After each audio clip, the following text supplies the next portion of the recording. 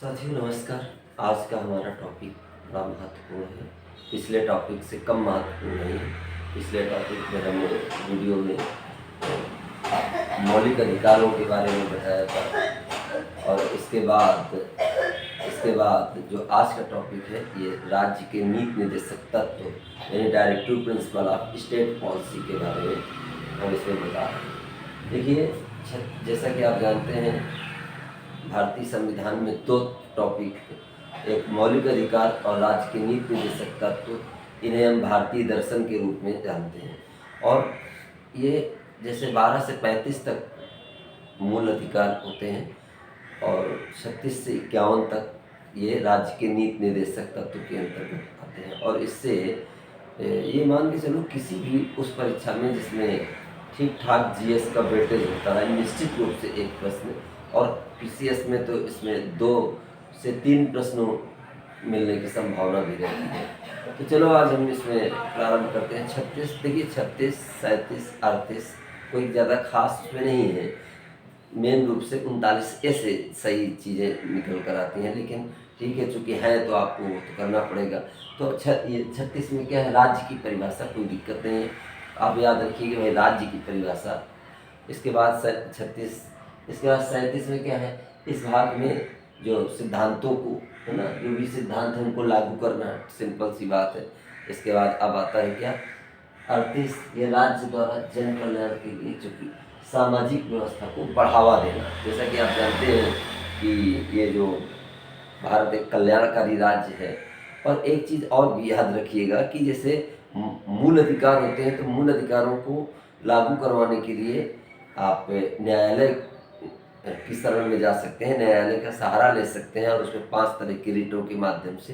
लेकिन यहाँ पर इनको आप लागू करवाने के लिए आप न्यायालय का सहारा नहीं ले सकते हैं। तो देखिए जैसे तो आपको 38 में क्या है, जन कल्याण के लिए सामाजिक व्यवस्था को बढ़ावा देना। अब मेन जहाँ से आता है ये 39 क्या है, राज्य द्वारा अनुसरण किए जाने वाले कुछ नीतिगत सिद्धांत। अब आता है 39A, ये क्या है, समान न्याय एवं निःशुल्क कानूनी सहायता। मेन रूप से आपको ज़्यादातर यहीं से मिलते हैं प्रश्न 39A से। आपको कभी भी कोई प्रश्न आप किसी भी प्रश्न पत्र में यदि आप राज्य के नीति निर्देशक तत्व आप देखेंगे तो यहीं से मिलेगा 39 से, समान न्याय एवं निःशुल्क कानूनी सहायता। 40 में क्या है, ग्राम पंचायतों का गठन। देखिए 40 में क्या है, ग्राम पंचायतों का गठन। और 41 में क्या है, कुछ मामलों में काम का अधिकार, शिक्षा का अधिकार तथा सार्वजनिक सहायता। आर्टिकल 42 क्या है, ये अब काम का अधिकार तो मिल गया लेकिन अब उसके लिए न्यायोचित दशाएं यानी मानवीय कार्य दशाओं तथा मातृत्व सहायता के लिए प्रावधान भी, इसका भी उल्लेख 42 में किया गया। अब आर्टिकल 43 में क्या है, कर्मचारियों को निर्वाह वेतन। ठीक है, 43A में क्या है, उद्योगों के प्रबंधन में कर्मचारियों को सहभागिता। ठीक है, और 43B क्या है, ये सहकारी समितियों को प्रोत्साहन।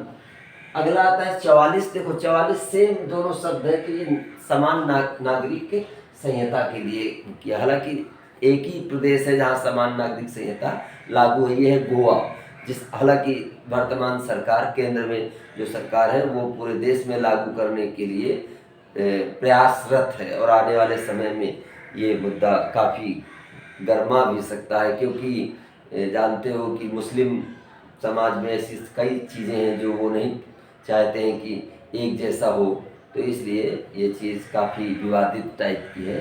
तो लेकिन अब संविधान में है तो उनको मानना भी पड़ेगा। अगला 45 से बालपन पूर्व देखभाल तथा 6 वर्ष से कम आयु के बच्चों की शिक्षा। ठीक है, तो 45 में क्या है, एक तरीके जो आंगनवाड़ी वगैरह में बच्चों को शिक्षा दी जाती है। इसके बाद क्योंकि आर्टिकल 21A में 6 से 14 वर्ष तक के बच्चों के लिए है जो कि फंडामेंटल राइट्स के तहत आता है। अगला है आर्टिकल 46 क्या है, ये SC/ST के कमजोर वर्गों के, उन लोगों के आर्थिक और शैक्षिक हितों को बढ़ावा देना। 47 में क्या है, पोषाहार स्तर, जीवन स्तर और उनके स्वास्थ्य, जन स्वास्थ्य की स्थिति को बेहतर बनाना। 48 कृषि तथा पशुपालन का संगठन।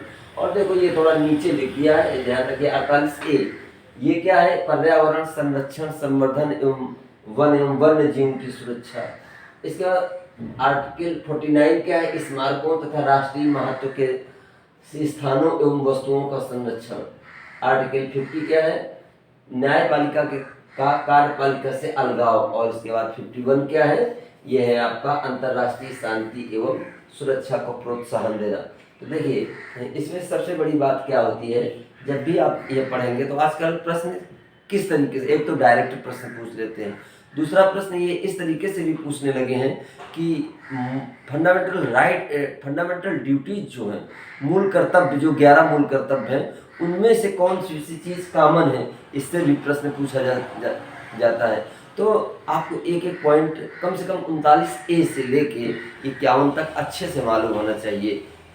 और यदि आप बार बार 2 बार 3 बार 4 बार जब तक, अब आप कहेंगे कब तक इसको जब तक आपको आ न जाए, आप सुनेंगे तो ऑटोमेटिक याद हो जाएगा। और बहुत लोगों को दिक्कत होती है, आमतौर पे परीक्षा में प्रश्न इससे गलत भी कर देते हैं। तो देख हम दोबारा फिर इसमें करने की कोशिश करते हैं। 39A में क्या है? समान न्याय एवं निःशुल्क कानूनी सहायता है। 40 में क्या है? 40 में ग्राम पंचायतों का गठन है। देखो आपको कुछ एक आइडिया थोड़ा मालूम होना रही, जरूरी नहीं है कि वो आपको शब्दावली बिल्कुल रटी रटाई हो। आर्टिकल 41 क्या है? देखो काम पाने का अधिकार, शिक्षा का अधिकार, है ना, यही तो है काम, कुछ मामलों में काम का अधिकार, शिक्षा और सार्वजनिक सहायता। ठीक है, 42 पहला तो काम पाने का अधिकार, और फिर 42 में क्या है? न्यायोचित और मानवीय दशाएं। मतलब ऐसा नहीं कि आपको कोई काम दे दिया जाए और ऐसा हो जो जिसके लिए उचित दशाएं ही ना हो। जैसे हम उदाहरण देते हैं, जैसे कि आपने सीवर सफाई के लोगों को देखा होगा, वो लोगों को घुसा दिया जाता है चेंबर में, और अक्सर आपने देखा होगा जहरीली गैस, चूँकि वहाँ से मेथेन वगैरह गैस का स्राव होता है, उससे क्या होता है? उनकी मृत्यु तक हो जाती है। तो ये एक तरीके से संविधान के खिलाफ है, लेकिन आप समझते हैं कि कितनी चीज़ें संविधान के खिलाफ होती हैं, लेकिन उसमें से कितना कौन मानता है। ठीक है ना, तो आप समझ गए। 42 में क्या है? और ये देखो मातृत्व सहायता, यदि आपने देखा होगा सरकारी कर्मचारी हो या प्राइवेट कर्मचारी हो, सभी महिलाओं को मातृत्व लाभ दिया जाता है, वो भी आर्टिकल 42 के तहत होता है। अब 43 क्या है? निर्वाह है। भाई काम होगा तो फिर उसको वेतन भी तो निर्वाह जीवन यापन के लिए दिया जाएगा। अब 43A क्या है? 43 में तो वेतन याद रखिए कि आपको पेमेंट जो मिलती है, तो निर्वाह योग्य वेतन। इसके बाद 43A क्या है? 43A और 43B।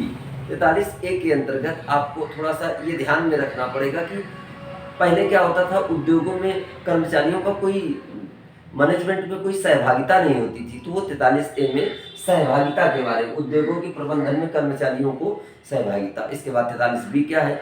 देखो ध्यान रखना, सहकारी समितियाँ जो 97 अमेंडमेंट एक्ट द्वारा इसमें जोड़ी गई थी। आर्टिकल 44 क्या है? इसमें समान नागरिक संहिता। 45 क्या है? बालपन पूर्व देखभाल, यानी 6 वर्ष से नीचे के बच्चों की देखभाल और उनके शिक्षा की व्यवस्था, जो आंगनवाड़ी कार्यकर्तियों द्वारा उन बच्चों को दिया जाता है। इसके बाद 45 हो गया।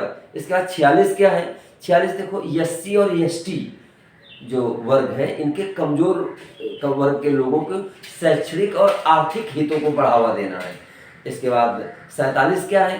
पोषाहार और लोगों के जीवन स्तर को बढ़ाना। इसीलिए आप देखते हो बच्चों को मिड डे दिया जाता है, महिलाओं को आयरन की गोलियां, या मतलब उनके जन स्वास्थ्य की और बढ़ोतरी की जाती है। ये सारे 47 के अंतर्गत आते हैं। 48 में क्या है? ये देखो कृषि और पशुपालन का है ना, 48। और 48A ये देखो बहुत महत्वपूर्ण है। 48A किसके अंतर्गत क्या आता है? ये जो पर्यावरण से संबंधित संवर्धन, संरक्षण, वन एवं वन्य जीवों से इससे संबंधित है। 49 में क्या है? स्मारकों, राष्ट्रीय महत्व के स्थानों और उनकी देखभाल वगैरह करना। जैसे आपने देखा होगा राष्ट्रीय महत्व के संस्थान, जैसे आगरे का ताजमहल है, दिल्ली में जो ऐतिहासिक स्थल है, तो इन सब चीज़ों को ये आर्टिकल 49 के अंतर्गत आता है। आर्टिकल 50 में क्या है? कार्यपालिका का न्यायपालिका से अलगाव, यानी दोनों ही अलग हैं, इसमें किसी का एक दूसरे के साथ हस्तक्षेप नहीं है। इसके बाद आगे आपका 51 आता है। 51 क्या आता है? अंतर्राष्ट्रीय शांति एवं सुरक्षा को प्रोत्साहन। तो आपको इसमें इस छोटे से वीडियो में यदि आप 2, 3, 4 बार देखें तो मुझे लगता है ये आपको याद भी हो जाएगा और परीक्षा में निश्चित रूप से इससे 1 या 2 या 3 प्रश्न तक मिल सकते हैं। ओके।